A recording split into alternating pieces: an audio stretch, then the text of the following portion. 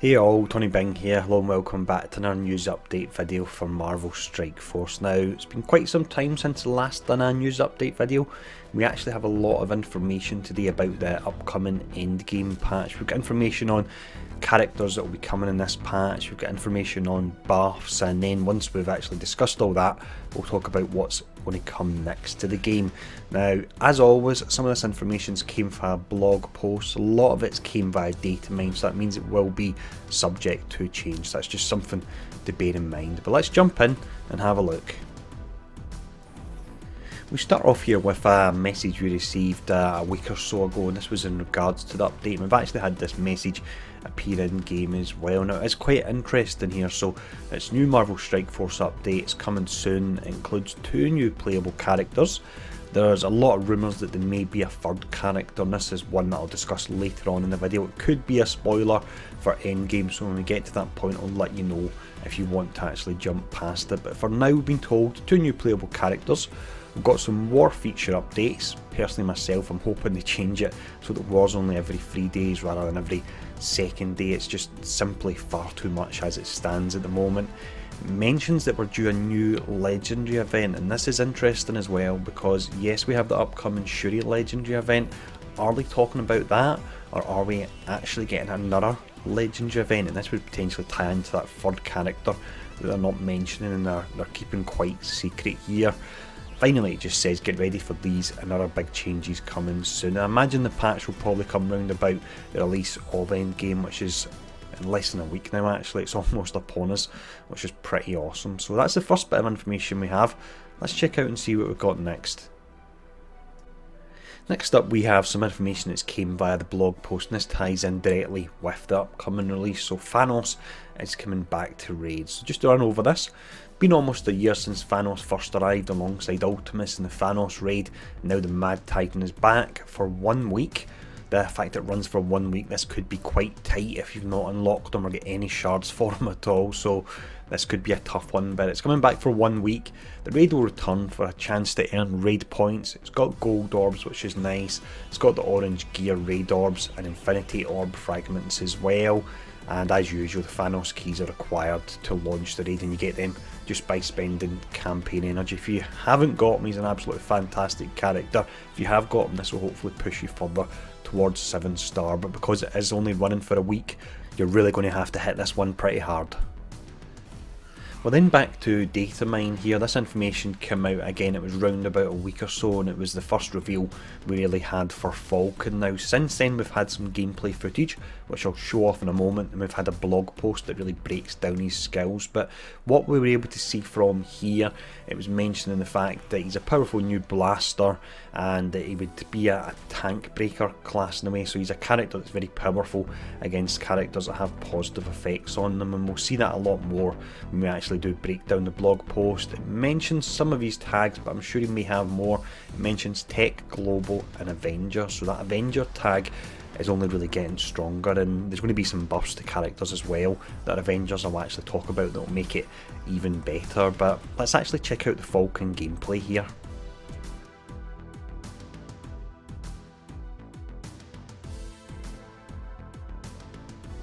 As you can see then, it was just a very short clip we actually had there, but we do have the blog post, and this fills out a lot more information on him, so we'll run over this. So Falcon joins the battle as one of the newest heroes in our next major release, so that'll be version 3.1. He will be behind an event campaign, so it's awesome to see that. We've had so many heroes released via Blitz, and it means you need to hit Blitz really hard on the Friday to Sunday every single week. I think it's maybe been something like the last 6 weeks, and it's just simply far too much when characters are released through that method time after time. So it's good to see an event campaign here. It says you require a team with the tech trait to enter into the hard mode. That shouldn't be an issue because we've got a lot of very strong tech characters. You've got your Rocket Raccoon, you've got Star-Lord, you've also got Minerva, so that campaign should be easy enough.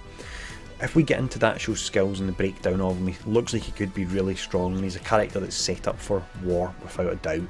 So Falcon is a blaster who can be slotted into a few different types of teams, especially as a counter to enemy squads that run heavy on positive effects. So that could be the likes of your nuclear team, it is without a doubt your shield team as well, and even defenders when they've got all their buffs up. The blog post then goes on to state, this is important to note as Falcon is a character that gains an advantage when facing enemies with positive effects. One of the interesting additions to his kit is how it impacts his damage in Alliance War, and due to the rune buffs you go up against teams that have a ton of positive effects now, so this will be exceptionally impactful. Now it's also stating he gains bonuses to his basic attack called Dual SMGs and to his ultimate attack called Strafe and Run, and details are below. So breaking down the basic first, Falcon's regular source of sustainable damage is through the use of his basic dual SMGs. This is a single target attack that will bonus attack if the target has any positive effects in them, and having this bonus opens up his targeting options, allowing him to put extra pressure on characters with positive effects that can negate damage like regeneration or deflect. So you can burn your way through deflect and then keep doing the additional damage there. Also stating, Falcon can also perform an additional bonus attack to targets that have positive effects on them, making him very useful in attacking rooms with boosted attackers. So that will be exceptionally strong in war when you've got him on offense. I don't see any reason you would really put him on defense at all. It looks like he will be an offensive character. Onto his special next, it mentions his special attack is called Red Wing. If you're not sure who or what Red Wing is, bring up a quick picture now.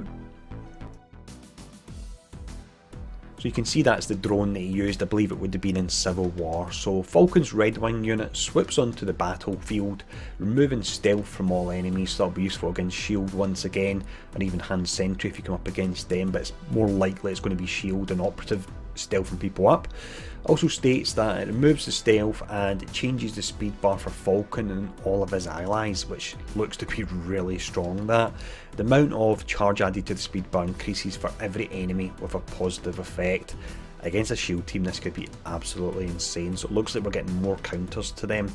Now for the ultimate, it mentions the second source of damage comes in the form of his ultimate attack, Strafe and Run. This is an area of effect attack that hits all enemies and, similar to his basic attack, provides a bonus attack for each positive effect on the target. This ability also has an Alliance War boost that provides an additional 50% piercing at max level when on war offense. Now it does mention differently from the basic that it provides a bonus attack for each positive effect, so if you go up against the likes of, let's say, Juggernaut and he's got 8 different buffs on him, I'm curious if this is going to be a bonus attack for each of those buffs. If so, that'll be unbelievably strong there. To finish up, we have his passive. So finally we have Falcon's passive ability, the Exo 7 wingsuit. The passive differs from what we usually see on blaster characters. This one looks to offer survivability. So the ability offers toughness to Falcon by empowering him with extra health and block chance, which can mitigate the damage he takes, especially if he's the target of focus fire in earlier turns, and he's a character you want to take down early because until you take him down you can't put up buffs in your team. So if he has nice defense at the start of the match, he's really going to be tricky to take on. Now that's Falcon anyway, so let's see what information we have next. So we're back to data mine here, and this information relates to an upcoming Hulk buff. So as mentioned, as always with data mine information, it can be subject to change, but generally it is very accurate. So if we have a look at this, so the special on Hulk, now when he gains taunt when there's, I think it's believed, one Avenger, and at least one Avenger are on the team, he gains counter, he clears all negative effects on himself.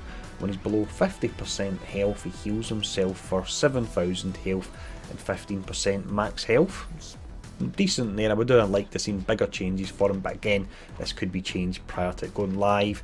We then have some information on his passive. So when hit points drop below 50%, you fill his speed bar by 100%, you gain offense up, you remove stun if he has it, you gain additional armor, and then when below 25% health you gain death proof and remove all negative effects. So it is interesting, but personally I feel that Hulk could do with a total rework rather than just small changes to him. Just to finish up with the information we have on him, it looks like his speed will be pulled up a bit. It's way down at 65, which is just far too slow. It looks like that will be pulled up to 87 there. Now the next bit of information we have is on a character that hasn't been announced via the blog post. This could be considered a spoiler, just to warn you in advance. So we really did receive a drip feed of information for this character. Each few days we were getting a little bit more via data mine. Now, the first bit of information we had is there would be a new shield unit coming to the game. They would very likely replace Trooper or Optive, who are two pretty strong characters as it is, and there'll be no reason to use Trooper anymore really. The next bit of information, the new shield unit would also have the Avenger tag. We then found out something about the skills. So the shield character's basic is damage and chain, and the special or ultimate applies a ton of debuffs. It could either be Coulson or Howl, and then finally it was revealed that the new character actually coming would be Coulson.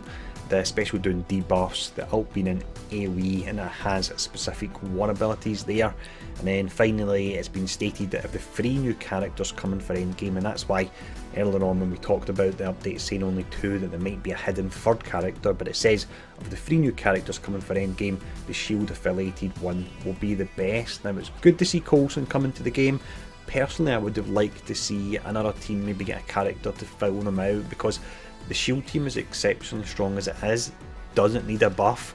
Hell no, it doesn't need a buff at all. So like I say, it's good to get a strong character, but I really don't feel the shield team actually needed this. Now let's see what information we have next. So before we start to talk about this next potential character, I'll just say that if you're wanting to completely 100% stay away from anything that could potentially be a spoiler for endgame, then you want to skip past this section. I'll actually put in a timestamp in the video. You can hopefully see that now, and I'll let you know where to jump to. But from what we've actually heard, we've not seen anything specific via data mine, but there's been a lot of rumours going about in regards to this character, and I know that quite a few people actually have contact with the developers. How they get that contact I don't know, because I don't know anything myself, but I know some people have contact, and there's been a lot of rumours that the 3rd potential character coming to the game, and this could fall into the legendary character slot we've heard about, would be Rescue. So a lot of people are probably scratching their head and thinking, who the hell is Rescue? So if you think back to Iron Man 3 when Pepper Potts had the Iron Man suit on, that would be Rescue. So she is a variant of Iron Man in a way, but she's one that's more around the support side of things. If you played Marvel Heroes Omega, then you'll know who Rescue was. She was a healer character in that, but that is potentially a character that could be coming to the game, and I believe it may be featured in endgame as well. I'm not 100% sure because I'm trying to avoid spoilers for that as much as I can. So that's everything we found out about the endgame patch, but what actually is going to come after that? So with the endgame content taking us up to round about June, what actually happens after that? So we have Marvel movie wise, we have the X-Men Dark Phoenix movie that's coming out, and we've also had some information via data mine that has suggested that that patch will tie in with the X-Men, and that really would make sense.